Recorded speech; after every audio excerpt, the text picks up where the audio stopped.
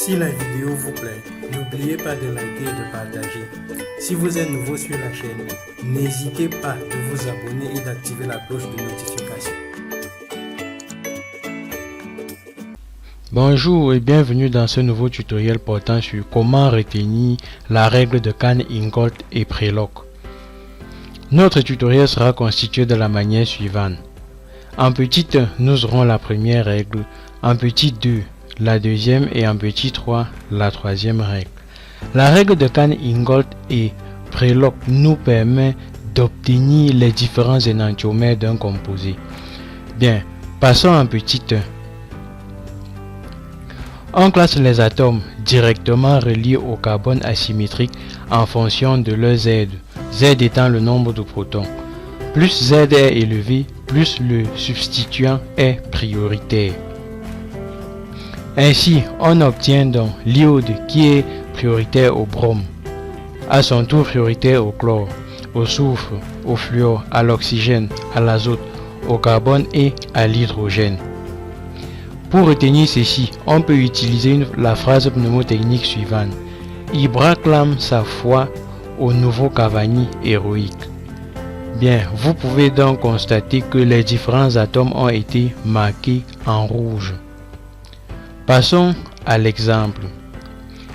Si nous prenons l'un des composés, le premier composé suivant, nous pouvons constater qu'il est constitué du chlore, du groupement hydroxyde, du NH2-lamine et de l'hydrogène.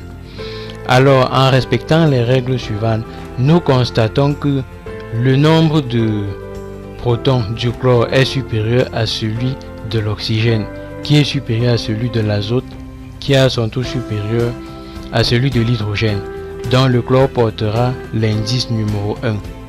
Puis, nous allons comparer celui de l'oxygène et celui de l'azote. L'oxygène ayant plus de protons que l'azote, il porte l'indice 2. L'azote ayant plus de protons que l'hydrogène portera l'indice 3. Et donc l'hydrogène aura l'indice 4. Le processus est le même pour le deuxième composé. Le fluor a plus de protons que l'oxygène. L'oxygène qui lui a plus de protons que le carbone. Le carbone donc qui a plus de protons que l'hydrogène. Ceci dit, on peut donc affirmer que le fluor a l'indice numéro 1, l'oxygène l'indice numéro 2, l'hydrogène l'indice numéro 4 et le carbone l'indice numéro 3. Bien, nous passons donc à la règle numéro 2. La règle numéro 2 stipule que si 2 ou 3 substituants ont un enchaînement atomique identique, il faut détailler chaque chaîne afin de déterminer les priorités. Alors, si l'on prend le cas du composé numéro 1, nous constatons qu'il est constitué de chlore, d'hydrogène, de méthyle et d'éthyle. Alors, ici, lorsque nous voulons faire la comparaison au niveau des premières étapes, nous constatons que le chlore a le nombre de protons le plus élevé, dont il porte l'indice 1.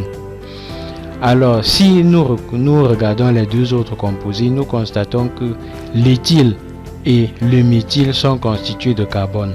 Alors, les différents carbones ayant le même nombre de protons, nous allons passer aux composés qui sont liés aux atomes qui sont liés à ces carbones-là. Alors, lorsque nous prenons le carbone du méthyle, le carbone du méthyle est lié à 3 autres hydrogènes. Pourtant, le carbone de l'éthyle est lié à un carbone et à 2 hydrogènes, dont le carbone de l'éthyle est prioritaire par rapport au carbone du méthyle.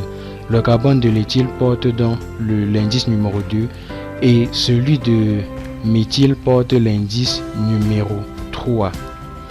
C'est pareil pour le composé numéro 2.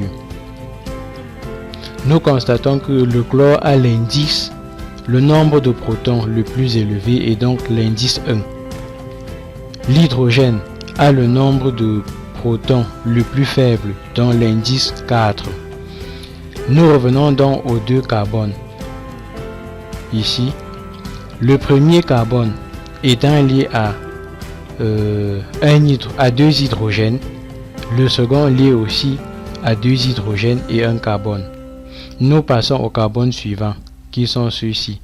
Le carbone à ce niveau est lié à 3 hydrogènes. Pourtant, celui-ci est lié à 2 hydrogènes et un groupement hydroxyle. Donc, ce carbone-ci est prioritaire par rapport à celui-là. Ce carbone possède donc l'indice numéro 2 et celui-là l'indice numéro 3. Bien, passons à la règle numéro 3. C'est toujours le Z, donc nombre de protons, le plus important qui importe. Il ne faut pas faire la somme des protons. Si la vidéo vous plaît, n'oubliez pas de liker et de partager. Si vous êtes nouveau sur la chaîne, n'hésitez pas de vous abonner et d'activer la cloche de notification.